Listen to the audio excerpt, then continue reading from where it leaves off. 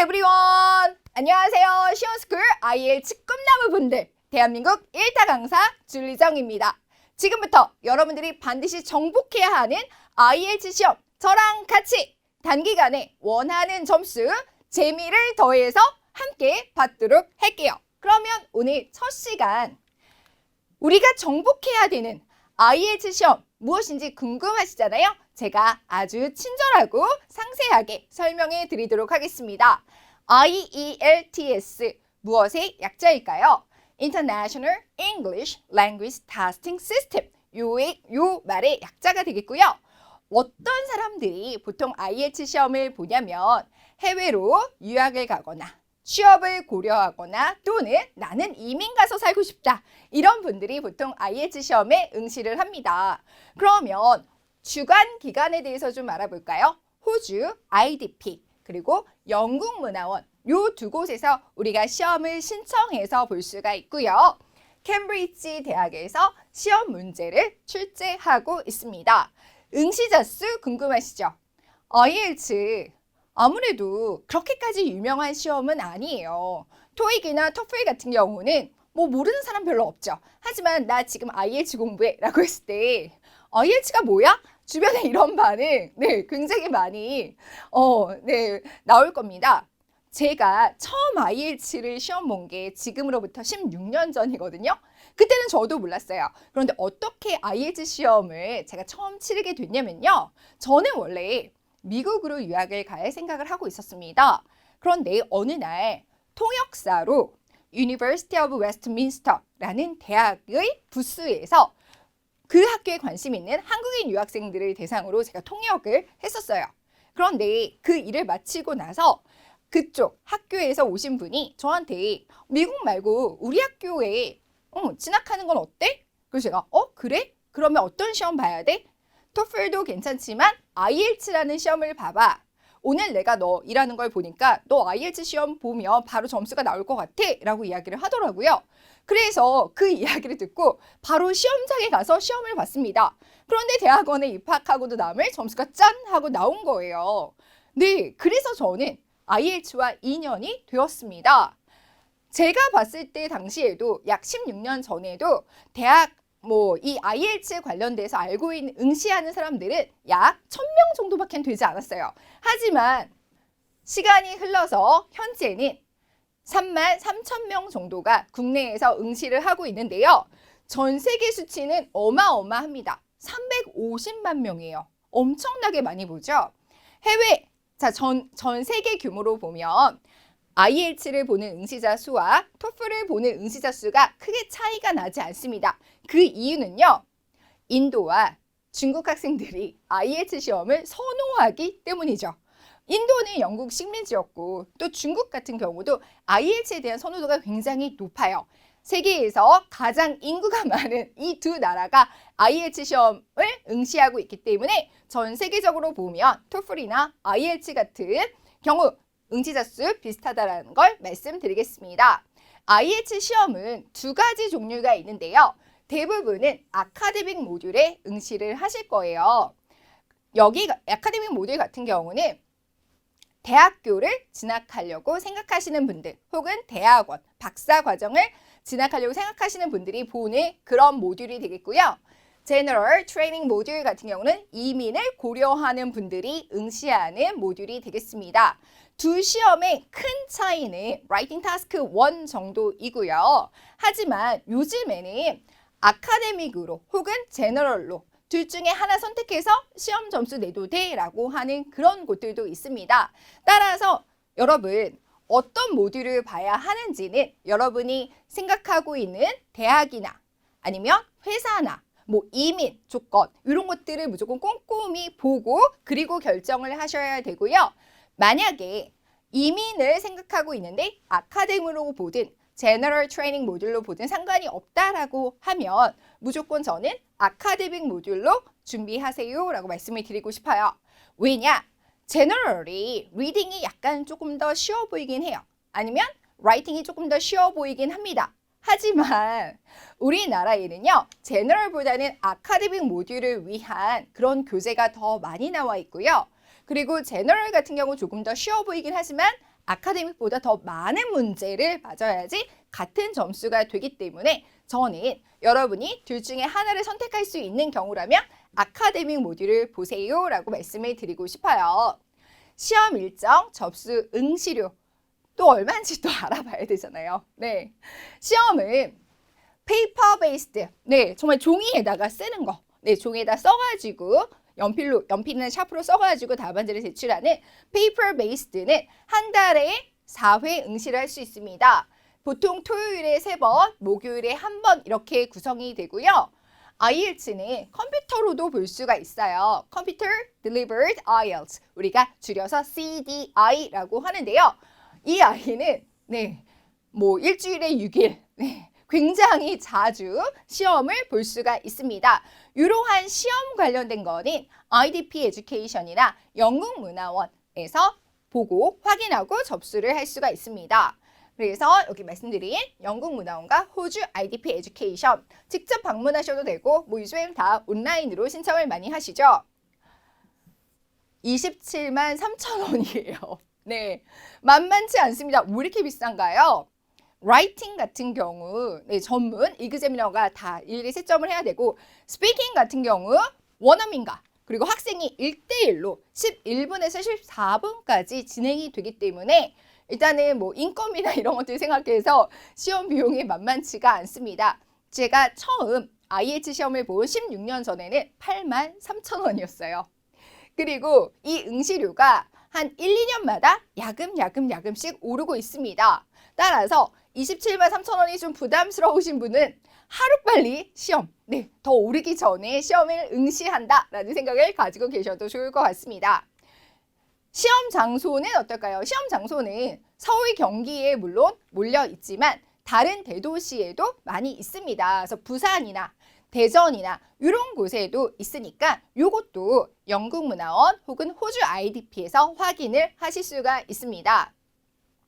시험 당일 준비물 그리고 입실 절차가 궁금합니다.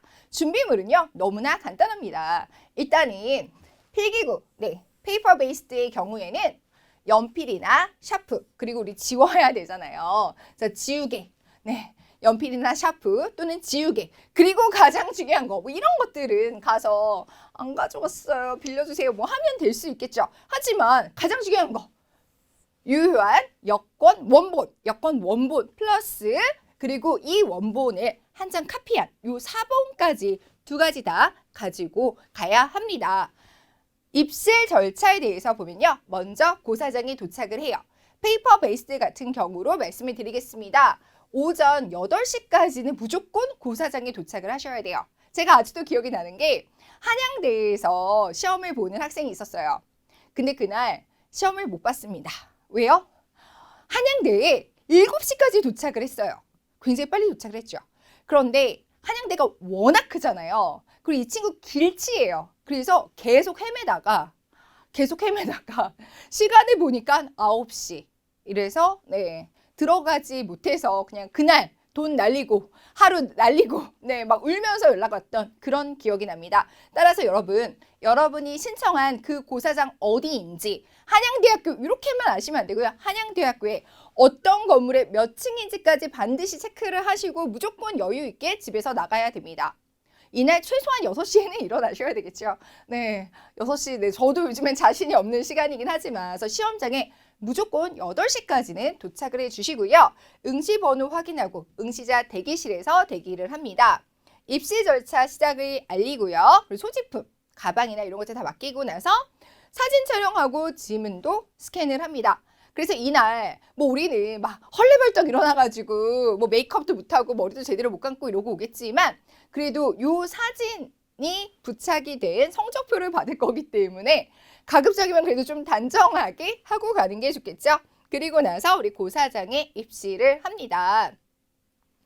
IELTS 시험 시간표. 자, 일단은 페이퍼 베이스드로 먼저 말씀을 드릴게요.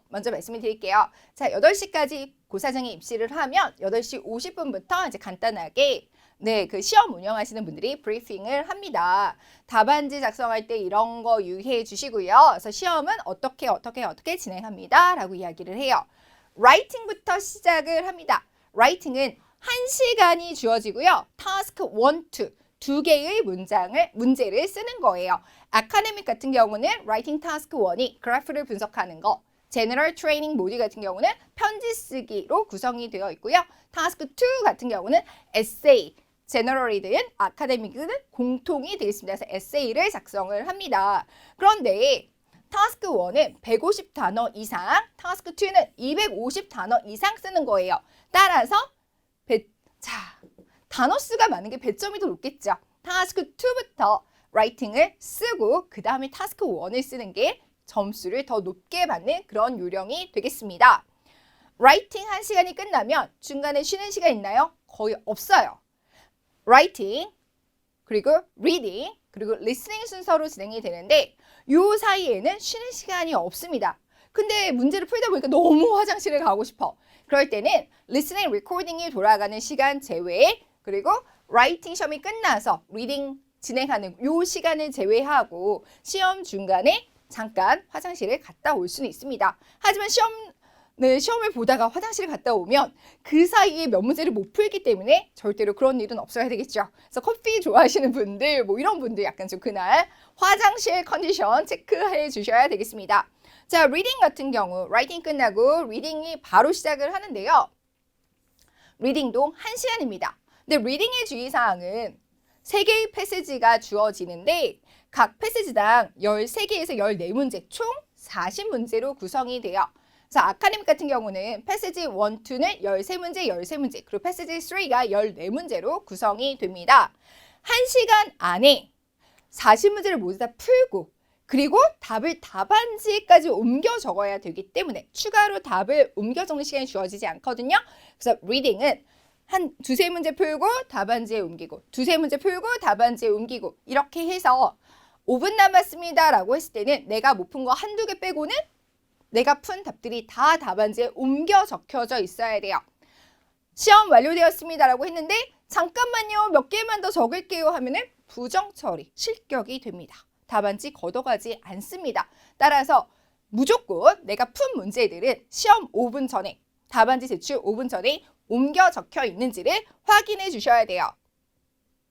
리스닝 가겠습니다. 자, 리스닝 가장 마지막에 보는데요. 물론 스피킹이 있지만 writing, reading, listening 순서로 봅니다. 리스닝 같은 경우는 대략 40분 정도가 걸리고요. CD에서 음원이 나와서 우리가 문제를 푸는 이 시간이 30분이 주어지고 그리고 리스닝은 특징이 있어요. 답안을 작성하는 시간이 10분이 추가로 주어집니다. reading에는 절대로 주어지지 않아요. 하지만 listening에는 추가 10분이 주어집니다. 따라서 리스닝 문제를 풀 때는 답안지를 건드리시면 안 돼요. 문제지에다가 다 답을 적고 나서 나중에 10분 동안 10분이 주어지면 그때 답을 차근차근 정리를 하시면 되겠습니다. 리스닝은 4개의 파트고요. 각 파트당 10문제, 리딩과 마찬가지로 40문제가 주어집니다. 그리고 나서 이 시간이 끝나면 writing, reading, listening 정말 숨막히는 이 시험 시간이 끝나면 대략 12시 10분, 20분 정도가 되는데요. 그때 브레이크 타임을 갖습니다. 그리고 보통 12시 40분이나 아니면 1시부터 순차적으로 스피킹을 봅니다. 앞에서 살짝 말씀드린 것처럼 examiner, 시험관을 examiner라고 하거든요. 그래서 시험관이랑 나랑 한 방에서 그리고 녹음기를 딱 켜고 스피킹 시험을 봅니다. 약 11분에서 14분 동안 녹음을 해요. 여러분 녹음을 하기 때문에 내 목소리 어떻게 해야 되겠습니까? 크고 분명하고 자신 있게 말을 해야 돼요. 일단은 목소리가 무조건 커야 돼요. 왜 그러냐면요. 녹음을 해서 이게 왜 녹음을 할까요? 녹음을 하는 이유는 내가 오늘 만난 이 이그제미너가 내 스피킹 점수를 채점을 해요. 그리고 녹음이 된 파일을 다른 이그제미너가 듣고 또 점수를 냅니다. 따라서 이 녹음된 파일을 들은 이그제미너와 내가 오늘 만난 이 이그제미너 둘의 점수가 합산이 되어서 평균이 나와서 내 스피킹 점수가 결정이 되는 거예요. 여러분 제가 만약에 지금 목소리를 이렇게 작게 해요. 그러면 잘 안 들리시죠? 이거예요. Hi, hello, my name is 줄리정. I'm an IELTS teacher. 안 들리죠? Hello, my name is Julie Jung. I'm IELTS teacher. 너무 다르죠? 지금 똑같은 말 했어요. 여러분, 스피킹은 목소리만 커도 그냥 1점은 그냥 올라가요. 무조건 리코딩이 되기 때문에 무조건 크고 분명하고 자신감 있게 이야기를 해야지 점수가 확 올라갑니다. 확 올라갑니다. 자, 그러면 잠깐 앞에서 우리 지금 이제까지 이야기한 거는 페이퍼로 봤을 때, 종이로 봤을 때 고전적인 방식을 이야기한 거고요. 컴퓨터로 보는 컴퓨터 delivered IELTS 같은 경우는 listening부터 시작을 합니다. 그래서 listening, reading, 그리고 writing 요 순서대로 바뀌는 거. 요것만 다시 한번 확인을 해주시면 되겠습니다. 그래서 다시 한번 PB IELTS 그리고 CDI 비교를 할게요. Paper Based IELTS 그리고 Computer Delivered IELTS. 왜 얘는 CDI라고 하고 얘는 왜 PBI라고 안 하나요? 그거는 저도 모르겠어요. 영국문화원에서 그냥 이렇게 이야기를 한다고 하더라고요. 일단은 종이로 보느냐 아니면 컴퓨터로 보느냐 그거 차이가 되겠습니다. 일단은요. PBIELTS는 종이로 보는 거는 결과가 기다리는데 13일이 걸려요. 예를 들어서 토요일 날 시험을 봤다면 그 다음 주 금요일 날 결과가 나옵니다. 하지만 컴퓨터로 보면은 5일에서 7일이면 충분히 결과가 나옵니다. 답안 작성은 당연히 페이퍼 베이스드는 손글씨로 쓰고요. 연필이나 샤프로. 그리고 CDI는 컴퓨터로 타이핑을 칩니다. 그래서 내가 정말 라이팅 진짜 못해. 글씨 막 다 아무도 못 알아봐. 악필이야. 천재시군요. 이런 분들은 컴퓨터로 응시를 하는 것도 괜찮을 것 같습니다. 응시료는 둘 다 273만 3천 원이 되겠고요. 시험은 얼마나 자주 보나요? 페이퍼는 한 달에 4번 정도. 컴퓨터는 주 6일 볼 수도 있습니다. 시험 진행 순서를 보면 페이퍼는 writing, listening, reading 순서로 아이고 요거 바꿔야 되겠네요. 자, writing, reading, 그리고 listening 순서로 가고요. 그리고 오후에 speaking을 봅니다. 하지만 CDI 같은 경우는 listening, reading, writing 순서로 봐요. 이렇게 보는 경우도 있고 근데 만약에 나는 오후에 나 아침에 못 일어나 이런 분들은 오후에 컴퓨터로 신청을 해서 볼 수가 있거든요. 그래서 오후에 시험을 보는 사람들은 약간 오전에 스피킹을 먼저 하고 그리고 오후에 listening, reading, writing 이렇게 볼 수도 있습니다. PBIELTS보다는 조금 그래도 약간 얘는 좀 늦잠을 좀 잘 수가 있어요. 자, 스피킹 시간 같은 경우는 PBIELTS는 무작위로 배정이 되고요. 그리고 CDIELTS는 내가 그날 시험 접수할 때 나 몇 시에 시험 봐야지. 나는 오전에 스피킹이 강한 것 같아. 그러면은 오전에 스피킹을 보고 오후에 listening, reading, writing을 보고 아니야 나는 오전에는 말이 안 나와 이러신 분들은 오전에 listening, reading, writing을 보고 오후에 스피킹을 보시면 되겠습니다. 제채점이라는 게 있어요. 제채점이 뭐죠? 예를 들어서 내가 스피킹을 딱 하고 오늘 되게 잘했어. 하고 결과를 딱 받았는데 5.0이 나왔네. 오 마이 갓. 절대 이건 내 점수가 아니야. 말도 안 돼. 이렇게 생각하시는 분들이 계시잖아요. 그런 분들을 위해서 아니면 라이팅을 썼는데 나 늘 라이팅 7점 맞았는데 이번에 5.0 말이 돼? 다 끝냈는데 말이 돼? 라이팅 다 썼거든요. 이럴 경우 제채점을 신청할 수가 있어요. 그러면 제채점 어떻게 신청하나요? 영국문화원에서 시험을 본 경우를 기준으로 말씀을 드리겠습니다. 일단은 제채점 예약 사이트에서 신청을 해요. 그리고 24시간 내에 비용을 입금을 합니다. 그리고 나서 제채점 신청서를 동봉하고 여기에 등기 발송을 하죠. 근데 이때 원본 성적표, 내가 받은 성적표는 제출을 하지 않아요. 제채점 결과 어디서 알아보냐면 홈페이지에 나옵니다. 자, 홈페이지 통해서 경과는 지금 채점 중입니다.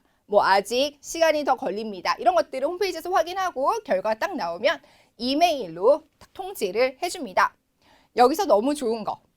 성적 변동이 있을 때, 성적 변동이라고 하면요. 내가 5.0이 라이팅에서 나왔어. 근데 제채점 신청을 했더니 6.0이 나왔어. 이렇게 올라간 경우. 6.0이 된 게 아니라 오히려 더 떨어져서 4.5가 됐어. 이럴 때는 안 돼요. 자, 6.0으로 올라갔을 때는 반환을 해줍니다. 네, 돈을 돌려줘요. 하지만 점수가 똑같거나 내려가면 돈을 돌려주지 않습니다. 재채점 신청 기간은 시험일로부터 6주 이내에 하셔야 되고요. 비용은 16만 원. 그래서 성적 상향 변동 시 성적이 올라갔을 경우만 환불을 해주고 똑같거나 오히려 떨어지면 환불을 해주지 않습니다.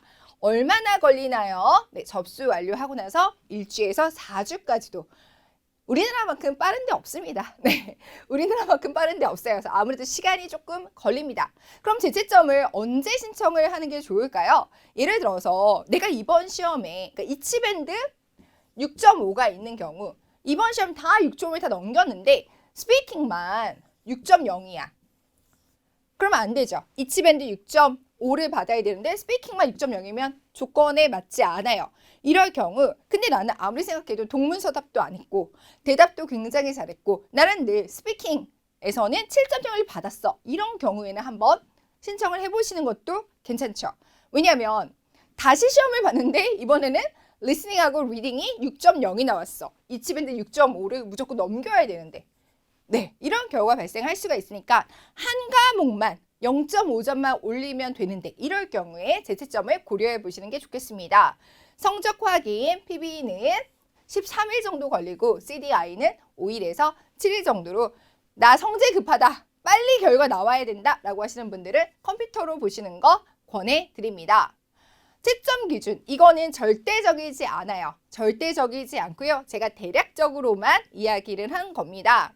7.0을 받아야 되면 리스닝이든 리딩이든 리스닝이든 리딩이든 한 30개 정도는 좀 맞아주시는 게 괜찮고요. 그리고 제가 앞에서 살짝 말씀드렸듯이 아카데믹 리딩이랑 제너럴 리딩 제너럴이 조금 더 쉬워요. 문제 유형이 조금 더 쉽습니다. 하지만 7.0을 기준으로 했을 때 아카데믹은 29개에서 35개 근데 제너럴 경우는 훨씬 더 많은 개수를 맞아야지 같은 점수가 된다라는 거. 그래서 아카데믹으로 봐도 되고 제너럴 트레이닝 모듈로 봐도 된다라고 하는 분들은 되도록이면 아카데믹으로 보시는 게 조금 더 좋고요.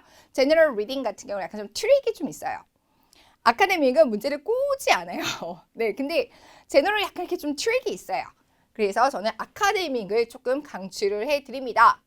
저는 토플을 본 적이 있네요. 그러면 IELTS로는 몇 점인가요? 자, IBT 기준으로 했을 때 7.0은 약 100점 정도. 다시 말해서 IBT를 본 적이 있어. 그때 100점이 나왔어 하는 사람들은 IELTS를 무조건 공부는 하고 봐야 되죠. 왜냐면 토플이랑 IELTS랑 또 약간 이렇게 좀 글 쓰는 방법도 다르고 문제 스타일도 약간 다르거든요.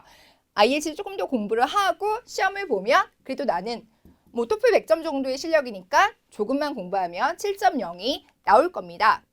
점수 계산법 궁금하시죠? 제가 처음 시험을 본 16년 전에는 라이팅과 스피킹이 0.5점이 없었어요. 다시 말해서 스피킹이 6, 7, 8 이렇게 됐는데 이제는 6, 6.5, 7, 7.5, 8 이렇게 바뀌었습니다. 그러니까 더 좋아요. 세분 점수가 나오니까 더 좋습니다. 자, 그래서 일단은 0.5점씩 갑니다. 0.5점씩 가고요. 근데 네 과목의 점수를 다 더해가지고 4로 나눈 점수가 그게 내 점수가 되는데요. 예를 들어서 자, 나눈 점수가 딱 6.0이 나왔어. Listening, Reading, Writing, Speaking 다 6666 해가지고 4분의 1로 나누니까 6.0이 나왔어. 이럴 경우에는 그냥 Overall Band Score는 6.0이죠. 근데 네 과목을 다 더하고 나누기 4를 했는데 6.125가 나왔어. 그러면 똑같아요. 6.0 똑같습니다. 이럴 때 좀 아깝죠. 근데 네 과목을 다 더하고 4로 나눴더니 6.25가 나왔어. 이럴 때는 땡큐. 이런 분들 정말 최고의 운을 타고 나신 분들이죠. 6.5로 올라가요. 반올림이라는 말은 조금 이상하지만 일단은 6.5를 기준으로 했을 때 6.25는 반인 거잖아요. 그래서 이때는 6.5가 됩니다. 근데 이렇게 6.375가 될 때는 또 점수를 깎아먹어요. 깎아먹어요. 아깝습니다. 그리고 6.5 딱 떨어지면 다시 또 6.5가 되는 거죠. 네 과목을 다 더해서 나누기 4를 한 다음에 점수 이렇게 나온다는 거 확인해 주시면 되겠고요. 시험 구성 앞에서 살짝 말씀드렸지만 다시 한번 정리를 하면 리스닝 같은 경우 자 지금 뭐 페이퍼 베이스 기준으로 할게요.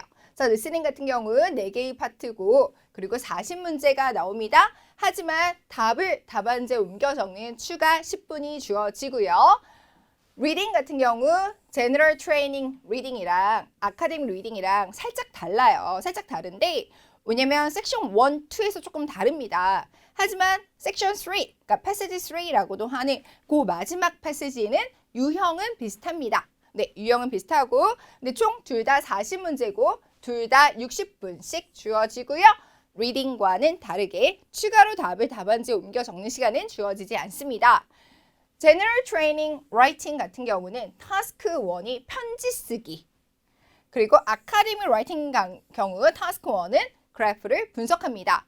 타스크 2, 제너럴 모듈이든 아카데믹 모듈이든 유형은 비슷해요. 에세이 쓰는 겁니다. 하지만 문제가 완벽하게 똑같진 않아요. 유형이 같이 문제 내용까지 똑같지는 않습니다. 그래서 라이팅 두 개 다 60분 안에 끝내야 되고요. 스피킹이 공통이죠. 다시 말해서 리스닝이랑 스피킹은 완전히 똑같고요. 라이팅에서는 타스크 1만 그리고 리딩 같은 경우는 앞에 섹션 1, 2 그리고 패시지 1, 2 요것만 살짝 유형이 다릅니다. 정말 큰 차이는 그냥 타스크 1 정도라고 생각을 하셔도 괜찮을 것 같아요. 그래서 스피킹은 파트 1, 2, 3 해서 총 11분에서 14분 정도 소요가 됩니다. 그러면 각각 과목의 특징을 살짝 언급을 해드릴게요. 리스닝 같은 경우 아카데믹이나 제너럴, 트레이닝 모듈 똑같다고 말씀을 드렸습니다. 파트 4개로 구성이 되어 있고요. 파트 1 같은 경우 가장 쉬워요. 파트 2도 쉬워요. 따라서 1, 2에서 승부 보셔야 돼요.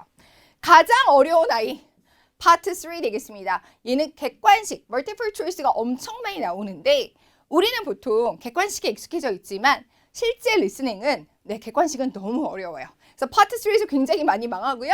자, 파트 4는 주관식이 다시 나오는데 파트 4는 혼자서 약간 뭐 대학교 정도 수준의 렉처, 강의를 쭉 합니다. 내용 자체가 상당히 어렵습니다. 주관식 유형이긴 하지만 주관식 답의 난이도도 굉장히 높아요. 그래서 리스닝 같은 경우는 파트 1, 2에서 20문제잖아요. 여기에서 적어도 18개, 19개 정도를 맞겠다. 충분히 맞으실 수 있어요. 고로 목표를 하고 파트 3에서 조금 망하고 이렇게 해도 우리가 7.0을 받는 데는 큰 문제는 없습니다. 30개 정도를 맞으면 시험장에서 안전하게 7.0을 받을 수가 있어요. 리딩 가겠습니다. 먼저 아카데믹 모듈 보시면은 얘는 패시지라고 이야기를 하는데 난이도는 1, 2, 3 어떤 게 더 어려울지는 몰라요. 그냥 주제만 달라요. 주제만 다른데요. 일단 내가 친숙한 그런 패시지부터 골라야 되겠습니다. 예를 들어서 제가 의사예요. 네, 실제로 제 학생분들 중에는 의사, 간호사 이런 병원 쪽에서 일하시는 분들이 많으셨는데 그렇다면 병원, 의학과 관련된 상식이 너무나 많으실 거 아니에요? 내가 리딩 지문을 딱 봤는데 패시지 3에 건강과 관련된 내용이 나왔어. 그러면 1, 2가 아니고 무조건 3부터 풀어야 되겠죠. 내 전공, 내 배경 지식과 비슷한 그런 지문부터 골라가지고 문제를 푸는 게 훨씬 더 이득이 될 겁니다. 총 40문제 1시간 내에 답까지 다 적어서 제출하셔야 돼요. 라이팅보다 훨씬 더 시간이 부족한 과목은 아카데믹, 리딩이 되겠습니다. 제너럴 트레이닝 모듈 같은 경우는 섹션 1, 2는요. 2개의 지문으로 나와 있어요. 네, 섹션 1이지만 약간 이렇게 다른 문제 유형이 두 개가 들어가 있습니다. 그리고 섹션 3는 아카데믹 리딩과 유형이 완전히 똑같습니다. 일상생활, 업무 관련, 뭐 광고나 뭐 이렇게 제품 사양서 읽거나 이런 내용이 나오는데 난이도는 훨씬 쉬워요. 하지만 문제 약간 좀 꼬아놓은 그런 아이들이 있습니다. 얘도 마찬가지로 총 40문제에 1시간 동안 답안까지 다 작성해서 제출을 해야 되겠고요. 라이팅 같은 경우 아카데믹 모듈은 타스크 1 그래프를 분석합니다. 그래프를 분석하라라고 말씀을 드렸기 때문에 절대로 자기의 주관이나 소신이나 추측 이런 거 하시면 안 되고 객관적으로 적으셔야 되고요. 타스크 2는 타스크 1과는 반대로 에세이예요. 내 주장을 적는 거예요. 네, 내 주장을 적는 문제가 되겠습니다. 근데 얘가 단어가 훨씬 더 많고 배점이 더 높아요. 얘가 5.5, 얘가 3.5가 만점이에요. 그래서 두 개 해서 9.0이죠. 따라서 얘부터 무조건 다 완성을 하려고 하셔야 고득점이 나올 수 있습니다. General Training Module Writing 같은 경우는 타스크 1에 편지 쓰기예요. 글자 수는 아카데미 타스크 1이랑 똑같아요. 그래서 감사, 요청, 불만, 조언 등 상황에 따라서 공식, 비공식 이거의 느낌을 살려서 편지를 적어주셔야 되고요. 타스크 2는 아카데믹과 비슷한 에세이 쓰는 문제가 나옵니다.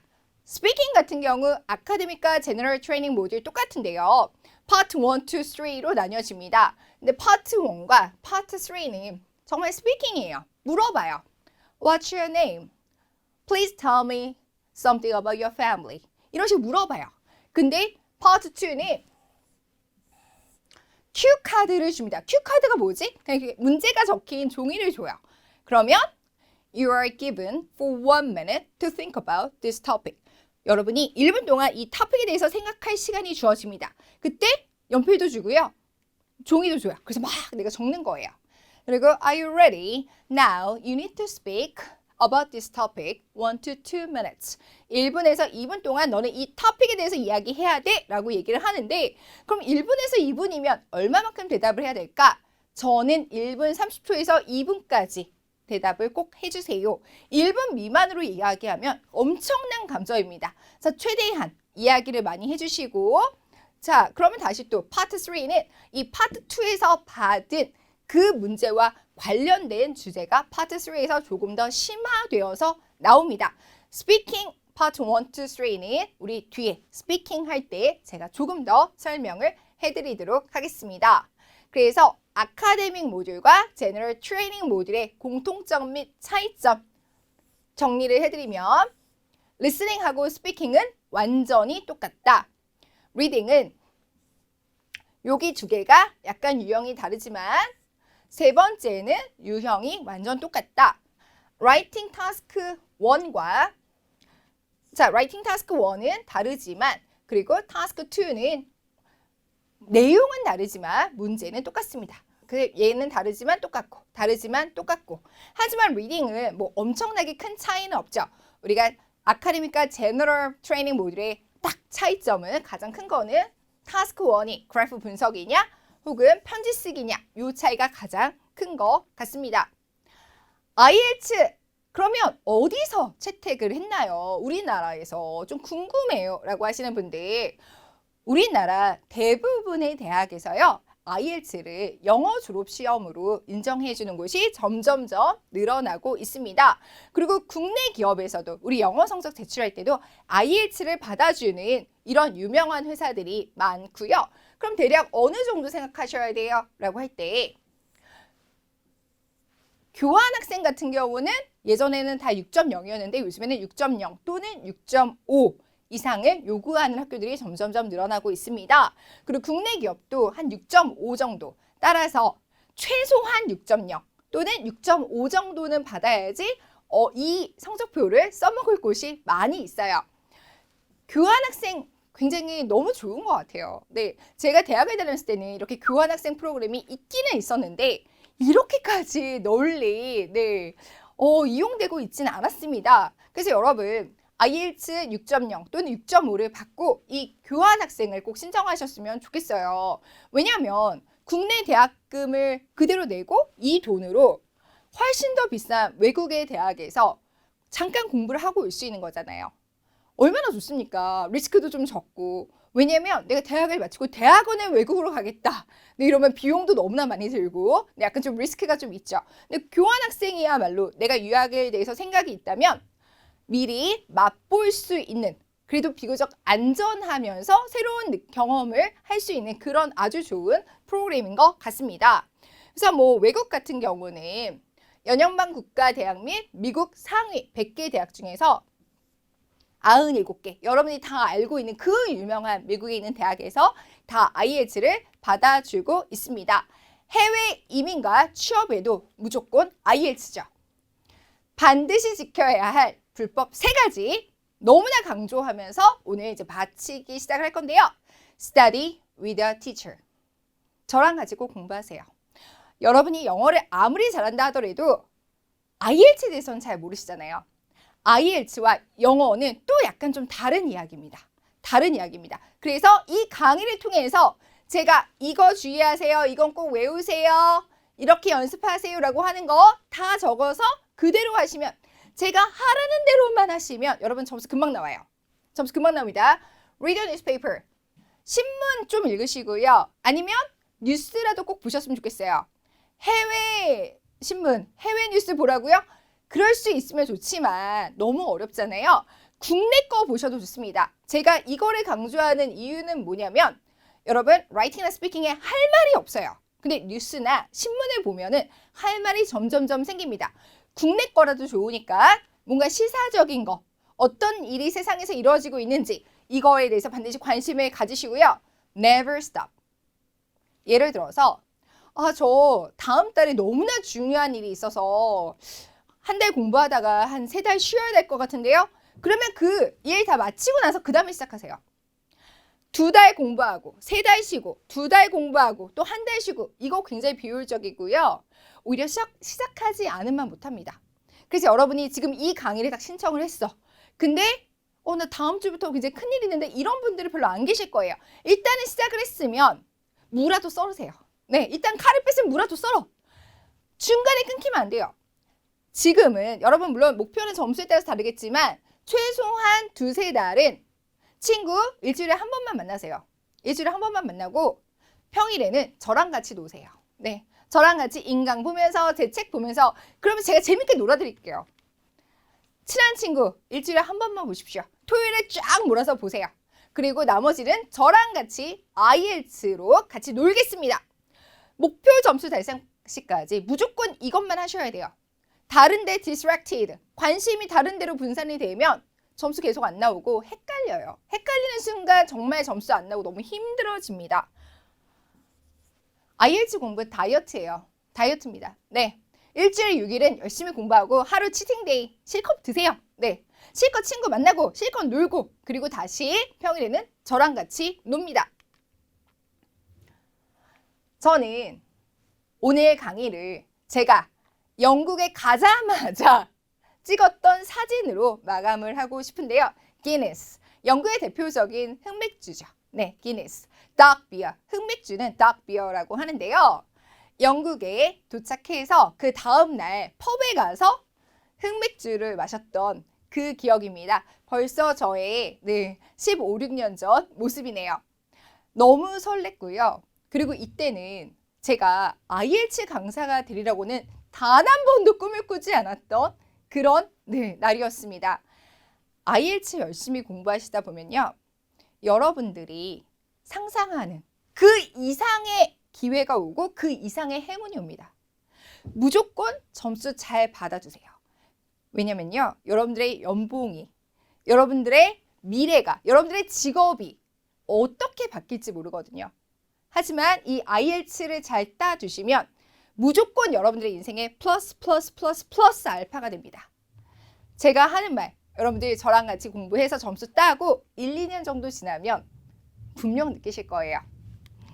자, 우리 오늘 1강은 IELTS 시험에 대해서 알아봤고요. 자, 다음 시간부터 우리 본격적으로 달려보기 시작하겠습니다.